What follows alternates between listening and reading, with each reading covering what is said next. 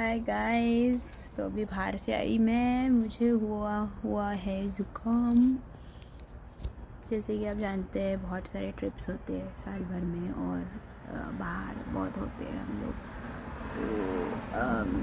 तो हो गया ज़ुकाम, अब क्या करें। ये पी रही हूँ मैं, हल्दी वाटर बोलते हैं इसको। बहुत खांसी आती है, बहुत ज़्यादा लिंगरिंग कॉफ रह जाता है। आपको पता ही होगा सर्दी के बाद में, after you get a cold, उसके बाद लिंगरिंग कॉफ रहता है कुछ दिनों के लिए। So I am just trying to deal with this and it's very annoying, ऐसे बीच में आ जाता है।